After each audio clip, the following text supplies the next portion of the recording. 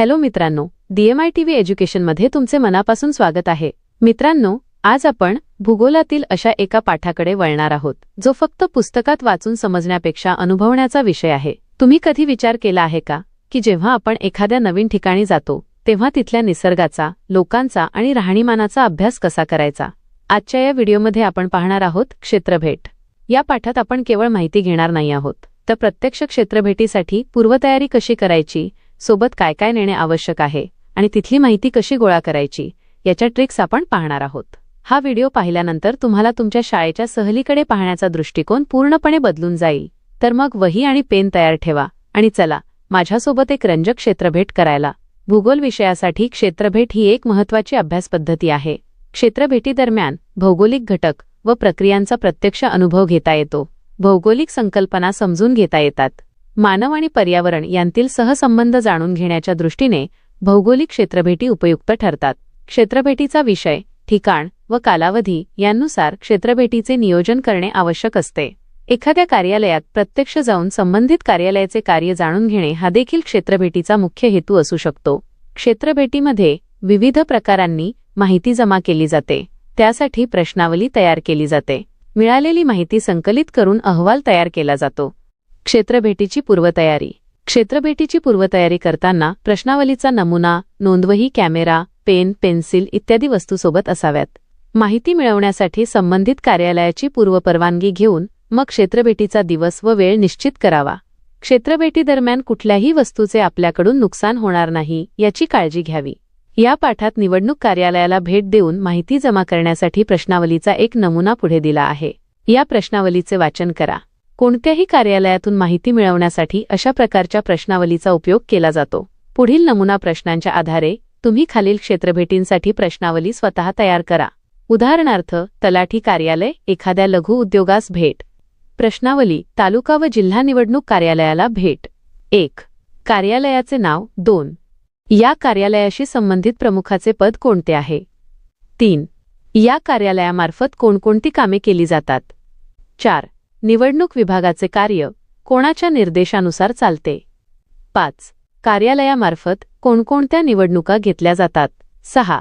निवडणुकीसाठी आवश्यक असलेले अधिक मनुष्यबळ कोठून उपलब्ध केले जाते? 7. निवडणुकीची सूचना किती दिवस आधी दिली जाते? 8. निवडणुकीसाठी नवीन मतदारांची नोंद करणे आणि मतदार याद्या अद्ययावत करणे ही कामे कोणामार्फत केली जातात? 9. निवडणुकीसाठीचे प्रशिक्षण कार्यक्रम प्रत्यक्षपणे कोण घेते? 10. निवडणुकीदरम्यान कोणकोणते परवाने आपल्या कार्यालयाकडून दिले जातात? 11. प्रत्यक्ष मतदानाच्या वेळी मतदान केंद्रावर किती व्यक्तींची नियुक्ती केली जाते? 12. निवडणुकीचे काम करणाऱ्या कर्मचाऱ्यांचे मतदान केव्हा घेतले जाते? कसे? 13. मतदान करण्याची वेळ कोणती असते? 14. विशिष्ट परिस्थितीत मतदान करण्यासाठी वेळ वाढवून दिली जाते का? 15.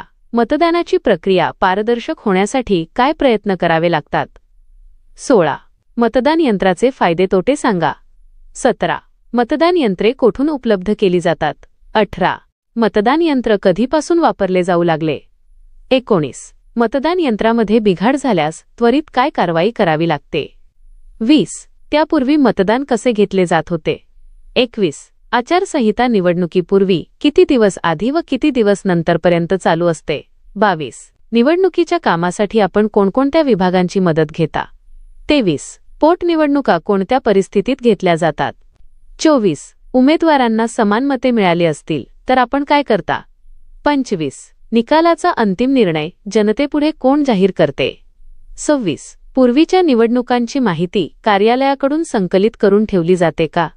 27. उमेदवार निवडून आल्यानंतर त्यांना प्रमाणपत्र दिले जाते का? त्यावर कोणाची स्वाक्षरी असते?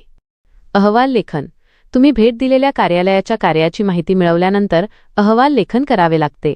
त्यात नकाशे, तक्ते, आराखडे, आलेख, चित्रे, छायाचित्रे यांचाही उपयोग करता येईल. पुढील मुद्द्यांनुसार अहवाल लेखन करा. 1. प्रस्तावना. 2. कार्यालयातील कार्यरत कर्मचारी. 3. कार्यालयाचे कार्य. 4. येणाऱ्या समस्या, उपाययोजना. 5. आभार. 6. संदर्भसूची. अहवालाचे वर्गात, गटनिहाय, बहाद वैयक्तिकपणे सादरीकरण करा. एका शाळेतील विद्यार्थ्यांनी आपल्या शिक्षकांसह तहसील कार्यालयाला क्षेत्रभेट दिली. निवडणुकीची संपूर्ण प्रक्रिया जाणून घेण्यासाठी प्रश्नावली तयार केली. निवडणूक निर्णय अधिकाऱ्यांची भेट घेऊन माहिती जमा केली. संकलित माहितीचा अहवाल तयार करून त्याचे उपयोजन शाळेतील निवडणुकीसाठी केले. निवडणूक यंत्रणेशी संबंधित काही छायाचित्रे उपक्रम. तुमच्या वर्गासाठी एखाद्या विशिष्ट स्थळ कार्यालयाला भेट देण्यासाठी नियोजन आराखडा व प्रश्नावली तयार करा. तर विद्यार्थी मित्रांनो, अशा प्रकारे आपण आपला भूगोल विषयातील शेवटचा धडा क्षेत्रभेट हा सविस्तरपणे पूर्ण केला आहे. मला खात्री आहे की प्रत्यक्ष क्षेत्रभेटीला जाताना कोणत्या गोष्टींची काळजी घ्यावी आणि माहिती कशी संकलित करावी हे तुम्हाला आता उत्तमरित्या समजले असेल. हा धडा जरी इथे संपला असला तरी आपली शिकण्याची प्रक्रिया इथे थांबत नाही. पुढच्या व्हिडिओमध्ये आपण या पुस्तकाच्या शेवटी दिलेल्या परिशिष्टाचा अपेंडिक्स अभ्यास करणार आहोत. हे परिशिष्ट तुम्हाला भूगोल विषयाची व्याप्ती समजून घेण्यासाठी अत्यंत उपयुक्त ठरणार आहे. त्यामुळे पुढचा व्हिडिओ नक्की पहा. तुम्हाला या धड्याबद्दल काही शंका असतील किंवा काही विचारायचे असेल तर कमेंट बॉक्समध्ये नक्की लिहा. चला तर मग भेटूया पुढच्या व्हिडिओमध्ये, जिथे आपण परिशिष्टासह आपल्या अभ्यासाला नवी दिशा देऊया. व्हिडिओ पाहिल्याबद्दल धन्यवाद. चॅनलला सबस्क्राईब करायला विसरू नका आणि अभ्यासाचा प्रवास असाच सुरू ठेवा.